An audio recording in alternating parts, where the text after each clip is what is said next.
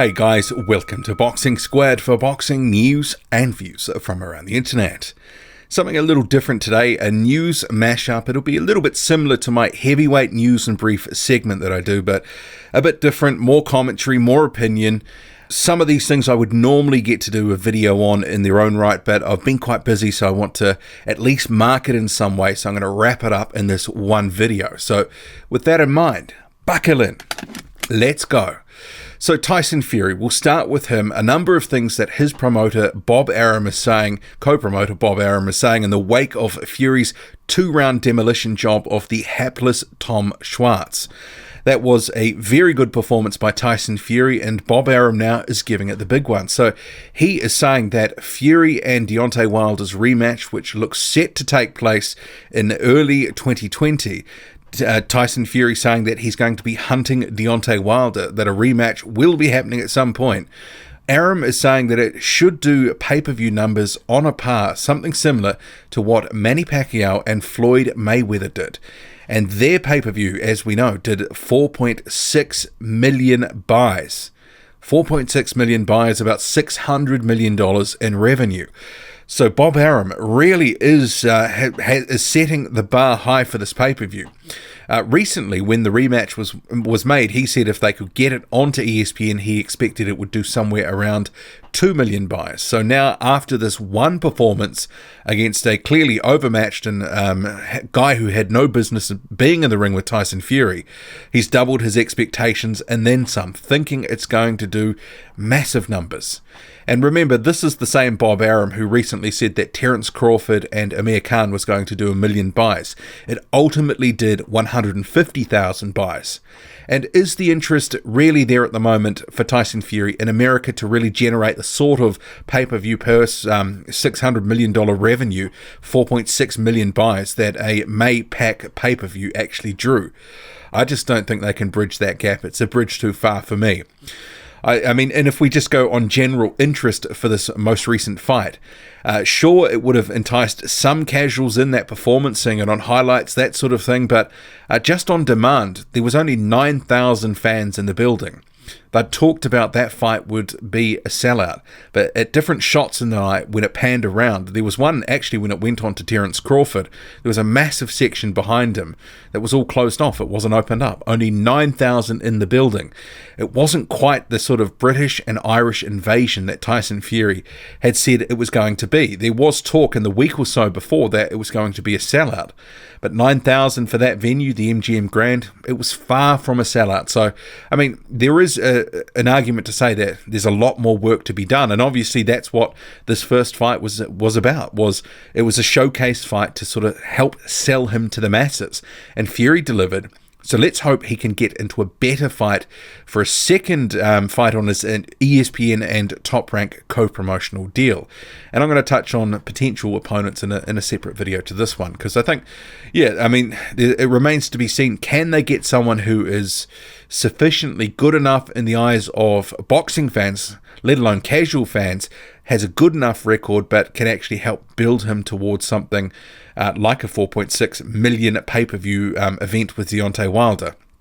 Not convinced, but, I think it's going to be a very successful event, probably, at least 1 million buys or something close to that. I would say that 4.6 million is dreaming by Bob Arum, but yeah, I'll leave it at that. But Arum, he actually says in terms of the result of that, he believes that Tyson Fury is a massive knockout puncher now, that he can knock out every heavyweight. He said this. And bear in mind, it was Tom Schwarz, a guy who was unproven heading into that fight. We didn't know how long or he would last for. We didn't know how good he was. But Arum says that was amazing. Tyson Fury is a force of nature. This was one of the great shows I've ever seen, and not just because of the boxing. He's an entertainer. He is truly unique. Now that he's in shape, he can knock out every heavyweight in the world. I haven't seen a fighter with that much charisma since Muhammad Ali. And he might be right on the charisma front, and I'm sure some people will have debates about that. But in terms of he can knock out every heavyweight, I mean, while we always have that sort of saying, it's heavyweight boxing, one punch, anyone can be knocked out, Tyson Fury actually has a body of work that isn't, almost all knockouts. It's about 2/3 or so knockouts. So, he can punch. when he wants to and sits down on his punches, but you wouldn't class him as a knockout puncher in the same way that you would look at Deontay Wilder. And we saw in that first fight, Wilder was the one that knocked Fury down twice, not the other way around.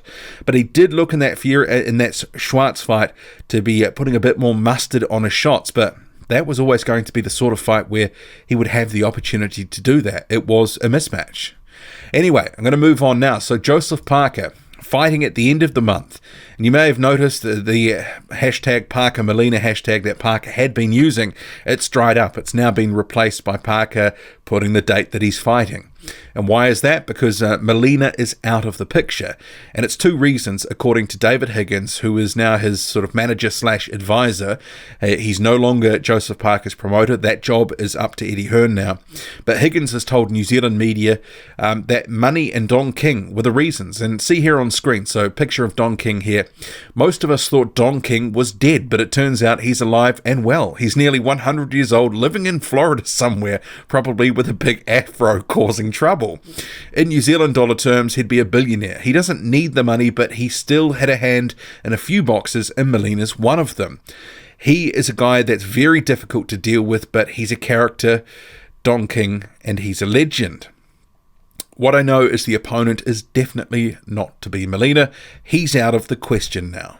And then it continues. Along the way, Molina's on again, then off again, then he's on again, then he's off again. And my understanding is the terms he's been asking for are ridiculous. Then it notes that Alex Leopai, and this has been well reported, is likely to be the opponent. And he says, to have a late change who's a real puncher is never ideal. It's frustrating, but we have to be philosophical. My sort of whole take on the situation, I've seen, there's a few people who've been a little bit bent out of shape about Leopai being the potential opponent and this whole thing with Molina falling through. I mean, I was never that high in that Molina fight anyway. Eric Molina has been living off two moments in his career. One was rocking Deontay Wilder with a left hook, and the other was knocking out Thomas Adamek, a faded and rinsed Thomas Adamek a couple of years ago in what was considered an upset win. And he's really sort of squeezed every drop of notoriety out of those performances to get himself some other fights. And, he obviously had that shot against Deontay Wilder, as I mentioned. That was a title fight. He was a stand-in opponent at the last moment for Anthony Joshua at the back end of 2016. He was lucky to get that. And, that proved to be a mismatch. He was, sparked out in a few rounds. Didn't want to be there. Hardly threw a punch in anger. And since then, he really hasn't been doing much of note. And he's actually on a drug ban from UCAD at the moment. So Eric Molina, I wasn't, it kind of was what it was for this first fight. It's Joseph Parker on a new deal. He's going to be fighting on a 3-fight deal. It was a showcase fight of sorts. He would go in there, beat Molina, and on to the next one, hopefully a better opponent. So regardless of who it was, it's not going to be anyone better than Molina. And Leopai, well, it's... For me, even though he's probably more faded than Molina, it's still much of a muchness, really. It's a bit of a nothing fight.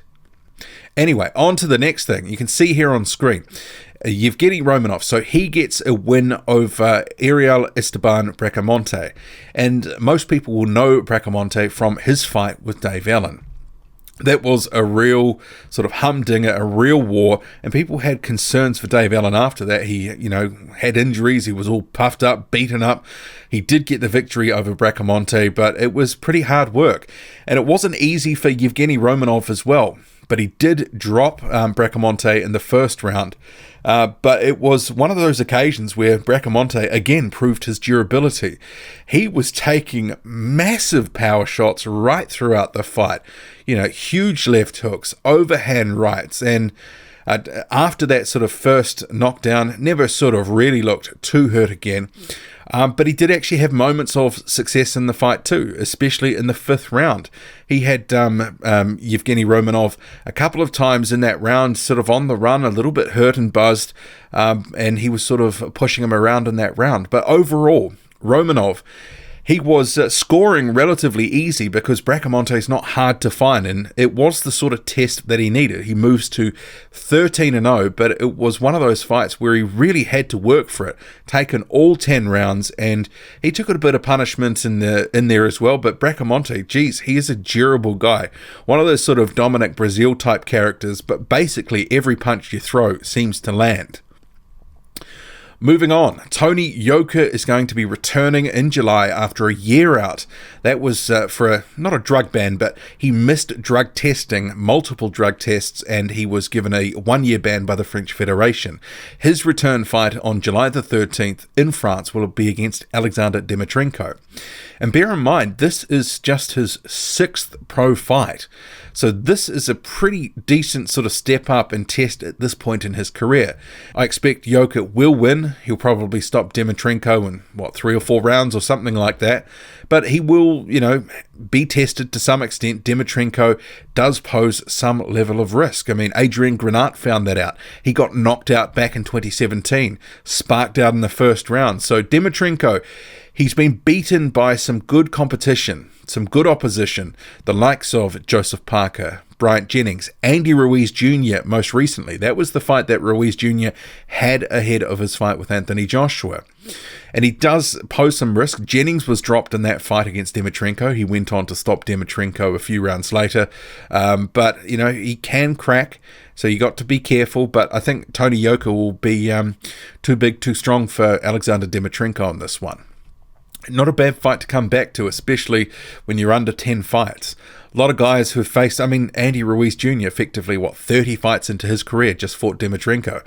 And that was a decent sort of fight. Dimitrenko's a good gatekeeper. He's, top 50, top 60 level, somewhere around there. Sometimes the gate is closed, but in Dimitrenko's case, he's always been beaten against the sort of elite guys of the division. And moving on, so Simon Keane, he avenged his loss to Dylan Carmen. That was last year. He was knocked out by Dylan Carmen unexpectedly. He was an unbeaten prospect at the time, favoured to win that one. He's come back over the weekend and knocked out Carmen in 3 rounds. It was a bit of a shootout in the end. I've gone back and watched that fight today. It was quite entertaining, actually. One of those sort of all-action sort of affairs. What sort of started the rot in the 3rd round in particular, heavy left hook landed, and after that it was all downhill, and ultimately Dylan Carmen was stopped. Ref jumps in, deemed that Carmen couldn't continue, and Keane gets the victory. Very happy in this photo here, as you can see. And there are some highlights up online if you go to rds.ca. That's got about a minute or so of the highlights. Anyway, another guy who was in action over the weekend was Darmani Rock. And he's got a win here. So this is taken from a phone. And he's posted it to his Instagram. So he's about to come out of this clinch and nail him with a vicious body shot. Boom. That was it. All over. All she wrote. Darmani Rock, you can see here, not in fantastic shape, and actually career heaviest, 289 pounds. He was only in the ring back in April when he was 275, and he stacked on 14 pounds. And yeah, I think he really needs to, think about his conditioning a bit better. He's one of these guys. I was talking to someone about Rock the other day. Seems to be just fighting a string of similar low-tier opposition fight after fight, and I just wonder what is the strategy here with Darmani Rock. What are they really doing with him? Because it doesn't seem to be much at the moment. I mean, at this weight and in this condition, he's not going to have too much trouble taking care of, low-level journeymen. But as soon as he tries to get to a higher level, it's going to be a different story. And before we go, I just wanted to give a quick shout out to Camille Sokolowski, the 33-year-old heavyweight, the Pole who lives in the UK, got another win over the weekend, took another Prospects O. He's a gatekeeper of sorts, an improving gatekeeper, and he proved over the weekend that the gate was closed. He was on the Warrington and Galahad card, but on the untelevised portion. And that was a shame because he has been getting better. I think people like to see this guy doing well because he always comes to fight. He always comes in shape. And I said on my Twitter yesterday about the result because Dave Allen had sort of posted the scorecards, and there was a few different tweets that he was making through the fight. And boxing needs more guys like this, guys who are really dedicated to the sport, even despite the results and sometimes despite the politics, because you look at his record and there were some wins on there, some losses on there, I should say, that could have easily been wins. And he isn't often knocked out. He's often taken the distance. He comes in shape. He pushes these prospects and some of these guys who need a fight at short notice or a late step-in opponent. So like Nathan Gorman, for example, he stepped in against him, late notice. He came in shape. He came to fight and he gave Gorman some good rounds. But he does prove that the gate is close sometimes. You know, he's beaten a number of guys now. He beat Sean Turner when he was undefeated. He beat Naylor Ball when he was undefeated. He knocked out Nick Webb, and also now he's beaten Alex Dickinson. So the 7-15-2 record doesn't look flash, but this guy is a credit to the sport, and I wanted to mention it. Anyway, what do you make of it all? Drop a comment. Loud and often. Hit like, hit subscribe, follow me on Twitter. Boxing_squared. I'm out.